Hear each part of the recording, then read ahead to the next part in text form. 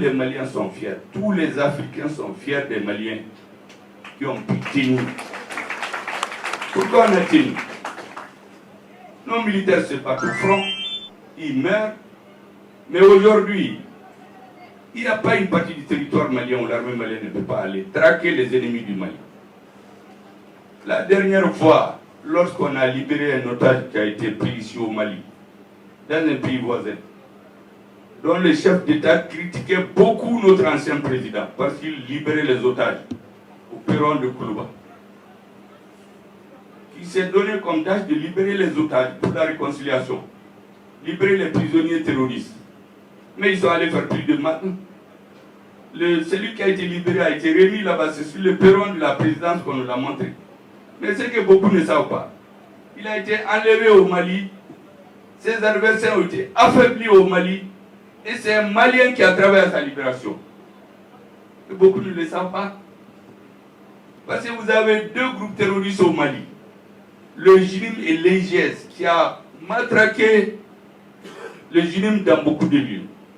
Mais une semaine avant la libération, les autres ont préparé l'opinion publique en disant qu'un soi-disant journaliste interviewe un dirigeant d'Al-Qaïda au Mali, donc le JINIM. C'est comme si CNN donnait la télé à Osama Ben Laden. C'est ce qui se faisait parce que c'est un patron du JINIM qui parlait sur cette télé. Et le journaliste nous dit qu'il est en contact avec lui. Et le monsieur dit la balle est dans le camp de votre pays. Ça, c'était pour préparer les esprits. Parce que les négociations ont presque abouti en ce moment. Et une semaine après, il a été libéré. Et tout le monde a vu les dégâts que l'armée a fait sur le JINIM, qui était venu en Déliman. Ils ont été détruits là-bas. Ceux qui ont fui aller se cacher, les drones les a suivis, aller se regrouper sous un arbre. On les a détruits. Ceux qui restaient sont allés se cacher quelque part. On a levé un avion de Gao, un chasseur qui allait les détruire encore, totalement affaibli. Mais on ne parle pas beaucoup. Parce que nos dirigeants, les militaires là, ils ne parlent pas beaucoup. C'est ça la nature même du militaire. Mais c'est bon que vous le sachiez. Nous sommes fiers de notre armée aujourd'hui. J'ai vu une vidéo de propagande où on dit que c'est l'armée de notre pays qui a été libérée les otages. Les Maliens ne pouvaient rien. C'est le contraire qui s'est passé. Nous avons les preuves parce que tout ce que nous faisons, nous enregistrons pour l'histoire. Celui qui dit non, devant l'auditeur qualifié, on lui présente les preuves. Mais s'il ne parle pas, nous ne dit rien. Mais sachez très bien qu'aujourd'hui, les militaires ont restitué au Mali sa dignité, mais ils nous ont donné notre confiance. Et j'ai dit qu'un peuple qui a confiance peut tout faire. Et récemment, je ne sais pas si vous avez écouté la télévision, moi j'écoutais tous les jours les journaux.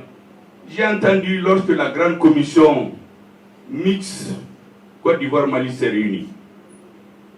Mais notre frère ivoirien, le directeur adjoint de la coopération internationale, qu'est-ce qu'il a dit?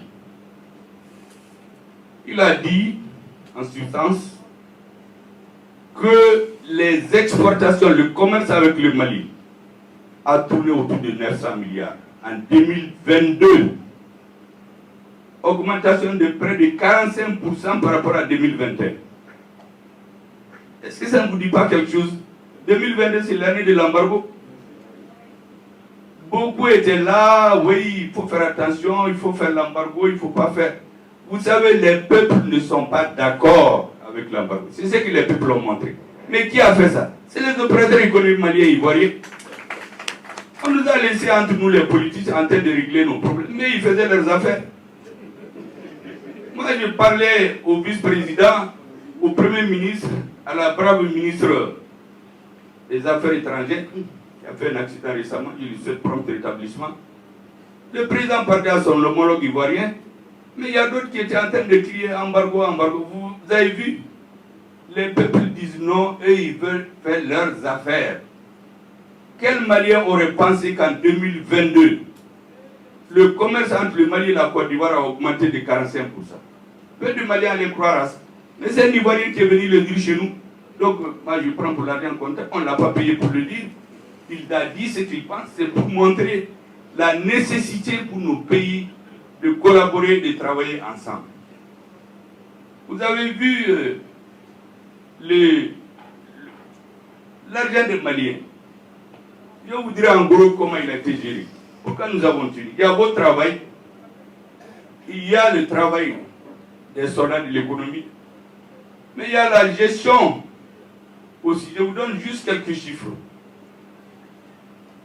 Le Mali s'est avéré le premier client de la Côte d'Ivoire en 2022. Et le deuxième partenaire commercial, la même année. Qui pouvait croire à ça? Vous savez, leur ministre, quand on discutait, c'était chaud, il y en a qui dansaient dans les rues, embargo au Mali et ailleurs. Un jour, elle m'a dit, vous savez, le Mali et la Côte d'Ivoire, c'est des frères. Comment on dit en Bambara? Chichi Bougouli Matemene. Comment on dit en Bambara? Elle a donné le premier parce qu'elle parle bien le doula. Kabe Chichi Matemene. Effectivement, quelques temps après, on m'a mené à Sarabou. Et puis, les affaires ont continué. Voyez-vous, dans notre pays, souvent, on ne connaît pas notre valeur.